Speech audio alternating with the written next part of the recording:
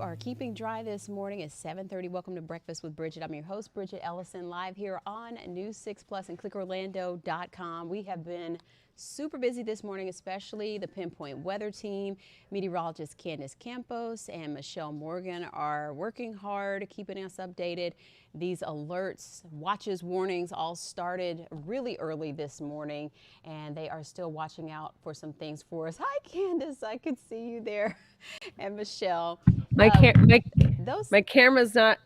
there you guys are. Hi, ladies. Thank Hi. you for all your hard work this morning. You were hard at it in Oh, the 4 a.m. hour. 2 2 a.m. Oh my goodness. 2 a.m. is Mm. when all the the warnings started up. Michelle was coming in much earlier than her normal shift already, and I called her. She's like, "Hello," and I'm like, "Hey, we have issues here." Mm. She's like, "I'm coming, I'm coming." She got that. This girl, I don't know how fast. I hope Steve's not listening, but she got here fast. I don't know how she Oh got here so wow. fast. Mm, mm, mm, mm. All right, let's talk about it. The rain, as of this point in time, Bridget, we are not dealing with anything severe. So I'm gonna get off camera real quick so I can go over there and kind of navigate for you. So if the producer can take me off camera, but you can see as I kind of re-rack our live look right now. This is radar. A lot of lightning. Now, what I like about this is that a lot of the lightning now has pushed offshore. We had tornado warnings this morning, Bridget, starting around 2:45 ish. Mm. For Flagler County, you had two in Volusia. We had a slew of severe thunderstorm warnings. As of right now, the storms are still packing a punch. They're just a little bit below the severe weather criteria. So you can see here, New Smyrna Beach, Edgewater. I mean, the rain is just coming down in buckets. We've had already racked up over 2.5 inches of rainfall, and we're still adding more rain to that today. Deltona down through Sanford, Lake Mary. That's where we're really starting to see a lot of the rain right along I-4. We just did a quick cut in right now on during CBS this morning, and Trooper Steve right now is on I-4 in Lake Mary, and I mean, at one point it was hard to hear him. That's how hard the rain was coming down. And then as we head further south, now folks in Eustis, Tiberias, Astula, Zellwood, and North Marion County, areas of mostly northern Lake and Sumter County, we're kind of on the tail end of the storms for the morning. Now, we can't rule out the chance that some of these scattered showers and thunderstorms throughout the afternoon will bubble up as well. Now, I do want to kind of widen out the view. You see there on the left side of your screen there, that is all still rain that's being picked up in the Gulf of Mexico. That's got to go somewhere. And the way the jet has basically been picking up this rounds of surges of moisture, we're going to see more of that later on today. And that bubble you see in the Gulf of Mexico is what is going to be our focal point for the rain later on today. So rain chances look like this. We're up to about a 70% this afternoon, still in the forecast. Most of it should be tapering off. Michelle Morgan and I kind of looking at some of the models. They were a little slower to start the rain today. So looking at the modeling where they're showing most of the rain ending by 4 or 5 o'clock, we think it's going to be more like 2, 3 o'clock, as a lot of that will be leaving a little earlier. So let me show you this real quick. We do have a tornado watch still in effect for all of Central Florida. This is until 11 a.m. Primarily because that line has already had tendency to spin up a couple of rotating storms out there. National Weather Service is playing it safe and basically just putting everybody under more of a heightened alert that the potential for a rotating storm will be in the forecast. Let me show you real quick. Sorry, I wasn't able to prepare a nice, pretty show for you like I tend Oh, to. this is what we do right here on the This is fly. it. You know what? You got what you get, and you don't throw a fit. That's what my kids tell me. Clouds and rain forecast. This is 7 a.m. You see how it's delayed? That line is Mm-hmm. basically where Seminole County is. You hear that annoying tone Mm-hmm. been going off all morning. That's our little alerts. Lets us know if there's any advisories or if they're reinstating them. So, with that being said, I'm going to look at the modeling more as a coverage view rather than an exact timeline. Again, we're going to continue to bring those off and on showers. It is muggy, it is hot, it is dark outside.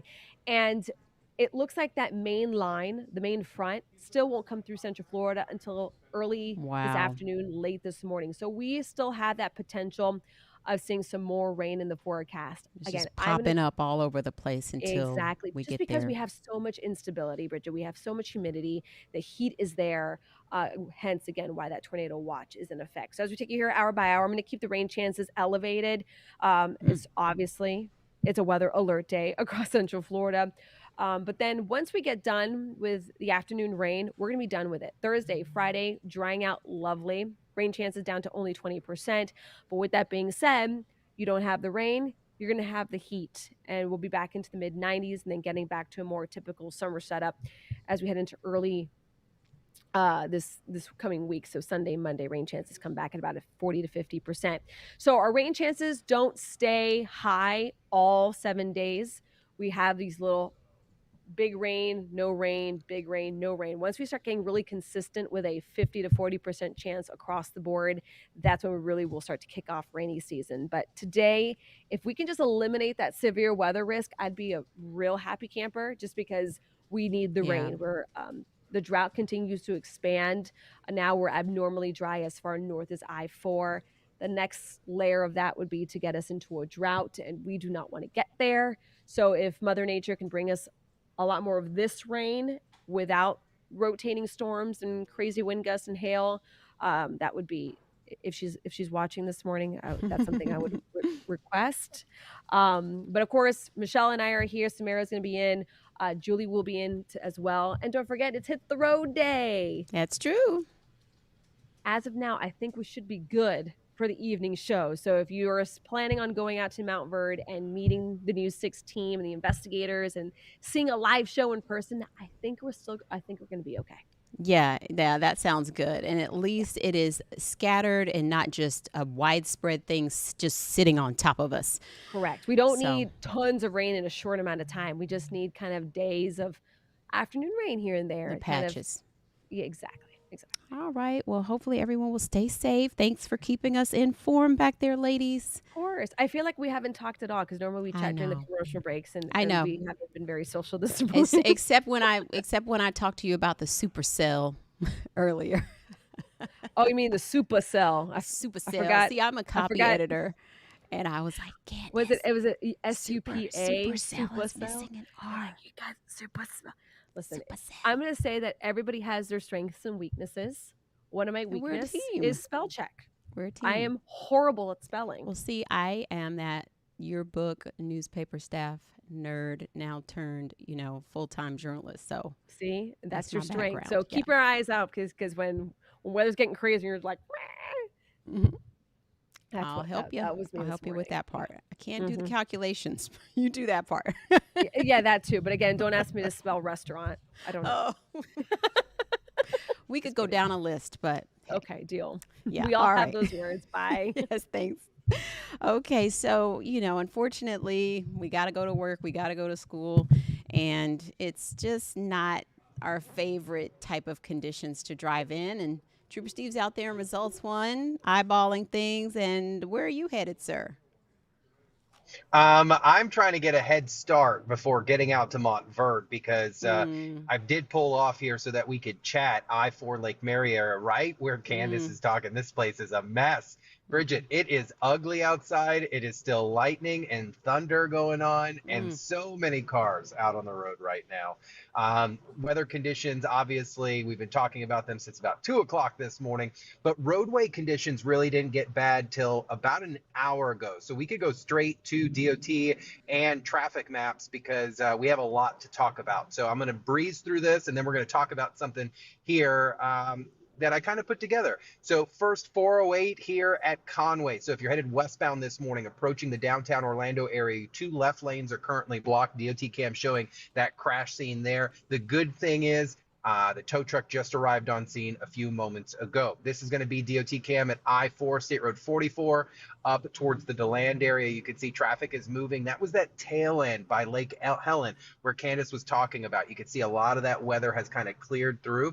But if you're headed towards New Smyrna, State Road 44, still seeing that heavy rain out there. New Smyrna Beach getting it. The good thing is up on our northern portion, I don't know what it is, but everyone has been pretty behaved when it comes to traffic conditions. We're still watching a traffic light completely out on the east side of Orange County, westbound, State Road 50, Colonial Drive, right at Lake Pickett. You can see those delays kind of building out there by the Holopaw area. Not Holopaw, what am I talking about? Just east of Avalon before you get to Christmas. So please be careful out there. Remember, treat it as a complete stop. Some other things going on. We did have a crash eastbound I-4 at Champions Gate. Now we're doing okay, just the routine delays. The good thing is no major weather within this area out by the attractions, at least not yet. This crash just cleared out a second ago along 192 and kind of close towards 429. They just cleaned that up a moment ago, which is nice. Another crash up on the north end here at Silver Star and Lake Stanley still hanging out there as well. But from what I understand, they have cleared this completely out of the area. Tracking and following the weather, it seems like that's where the crashes are happening. 434, 436, having some delays out in that area as well. And then Altamont Springs, not too bad if you're out there. Let's check out our drive times. Right now, westbound I-4, all westbound. We're talking John Young to 27, 30 minutes. Lake Mary to Maitland, only 12, not too bad. And then 430 to State Road 50, a 12-minute drive. Eastbound, so opposite direction, high drive time this morning, Bridgett. Champions Gate to 408, 39 minutes. Now, I don't know if we could pull up a two box with you and I. I wanted to go real quick, if I can, if we've got the time, to kind of go over a hydroplaning graphic that that the Barron system kind of created for us. So if we could show all three of us, that'd be really cool. So what we have here is kind of a hydroplaner explainer. And what this does is this allows us to really show you what's going on with your vehicle and why it's actually happening. So on a dry road, obviously our tires are making contact with the roadway. There's no issues. But then we throw water on there and it begins to create that barrier. So that's why the hydroplaning happens. And then of course it happens more severely at higher speeds. You can see that last one there, loss of control. You begin to hydroplane. So how do we recover out of this? I had it almost happen to me leaving the station a few moments ago. So when we're out on the roadway, you need to be understanding that you're going to transfer from wet roadways to dry roadways and then vice versa. So what happens is we get a little complacent and we need to understand what's happening with our tires.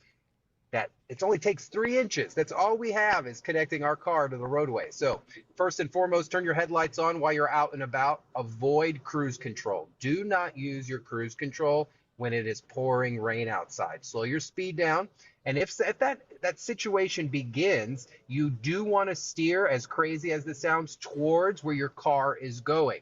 Do not slam the brakes if you begin to lose that traction. You want to slowly pump your brakes there a little bit.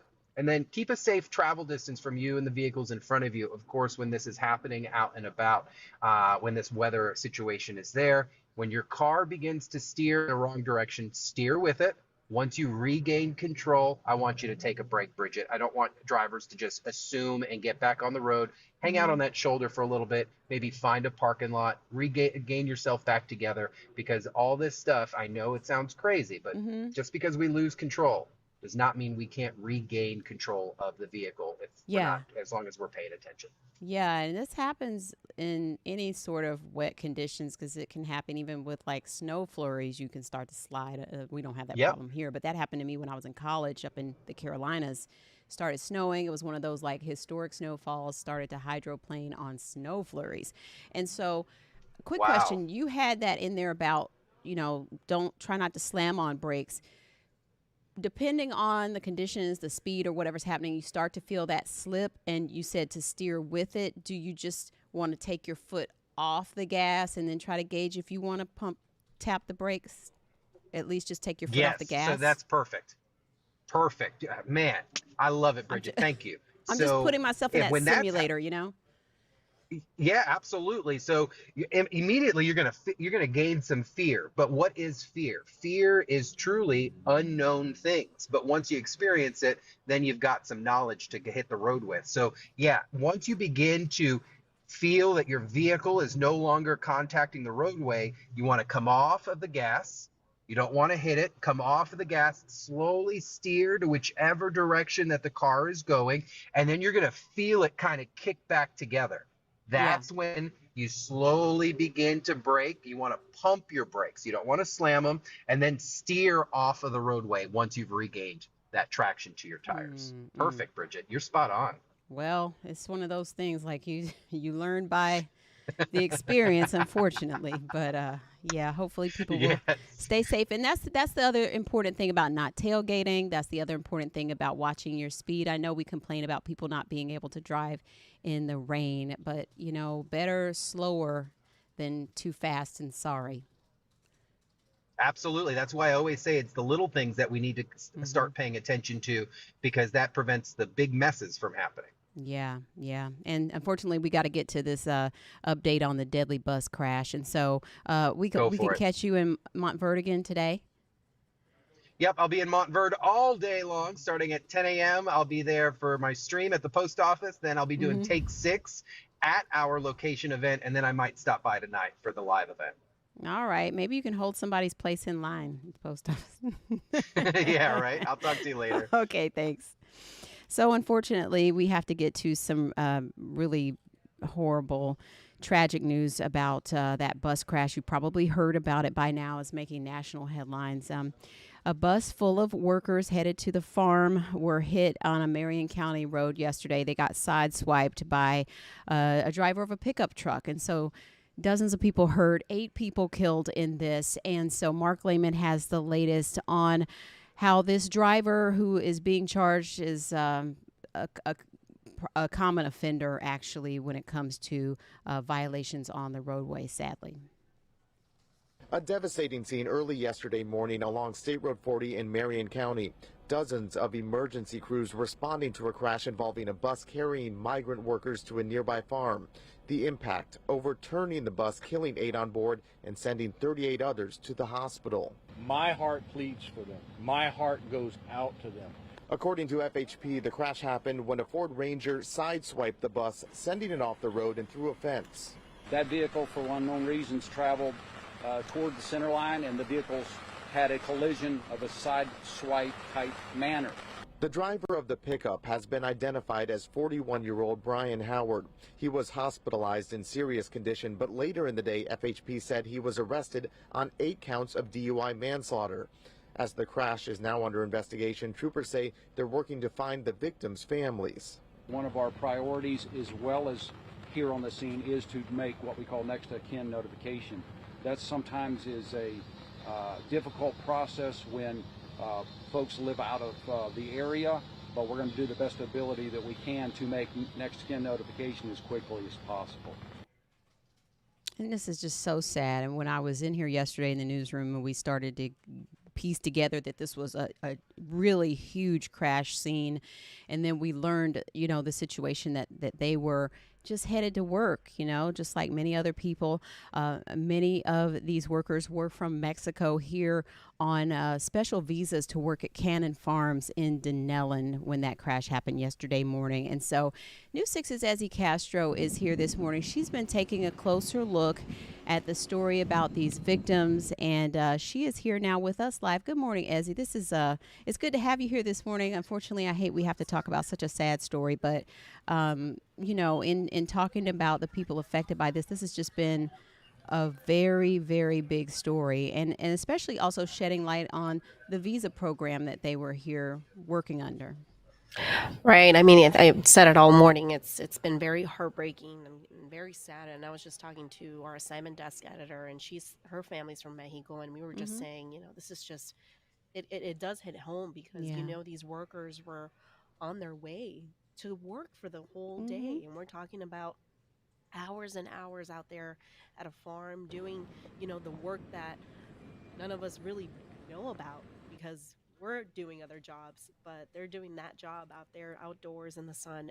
But I can go on, but yeah, it's just very heartbreaking going through all that, the interviews that happened yesterday. I know that Evan Health brought in a chaplain who is bilingual to step in and help because they really didn't have anybody on site to translate what was going on. And so, of course, a lot of these workers are Spanish speakers, their family speaks Spanish.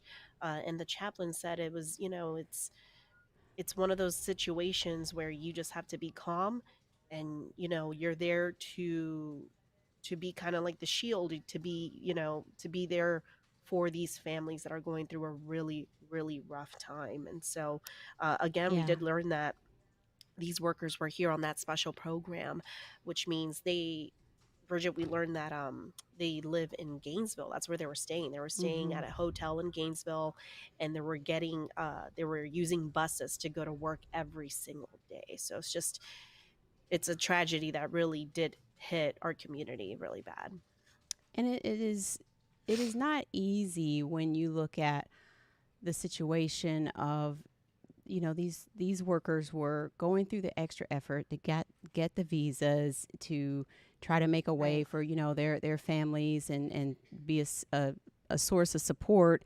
And like you said, that these jobs, they don't pay a whole lot, but just so much hinges on them being able to do this work, and then they have to go back home when their contracted work agreement ends, and then they have to wait several Right. months to be able to apply again, but they want to work. And it's just really really sad when we look at just how Yeah. this repeat offender, unfortunately, set to face a judge today. And it's just upsetting on so many levels. And you think about Right. the domino effect of all the people affected by, really, I feel like, a system that's failed us.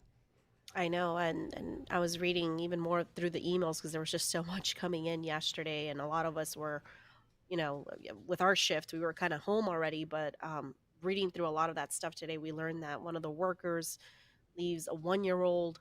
I mean, we're talking about men who have, yeah, they come to the States to work, to provide for their families who live in these countries. And it's just so sad that they're not going to go back home to their families, to their kids, to their wives. Yeah. It's just a very, very sad situation. And I'm sure we're going to keep learning more about who these people were. Yeah. I know that it was 8 men, 8 people that lost their lives, and that does take time because the investigation is going to take time. There's a lot of layers to Oh yeah. this investigation. But we do know that there will be a vigil tonight that is Hmm. scheduled for tonight at 6 o'clock to honor the workers that were killed and the workers who are also recovering from their Yeah. injuries. I'm sure this is going Yeah. to be very traumatic for them. I know, and traumatic for the families who maybe are still trying to confirm, if their loved one was, badly hurt or not, or if they're okay, Right. and just a whole lot that needs to happen. So definitely our thoughts and prayers are with all of them. And Yes. Cannon Yes. Lots of Farms, prayers. they're closed today. Right. Obviously trying to get over this tragic thing that has happened. So we'll continue to keep people updated on what's happening. And Yep. Ezzy, I appreciate you, and Of course. happy belated birthday. Oh, thank And you. you Thank and you so much. Eliza. Yeah. So thank you And for happy coming on. Mother's Day again. You too, sweetie. Thank you. Yeah. Well, I'll see you soon. Thanks, Ezzy. Sounds good. Bye. All right. Well, we are hitting the road here at WKMG today, going out to Montverde, and we have a preview from producer Tiffany Brown, who helps make all of this magic News happen. 6 So here she bringing is. our shows.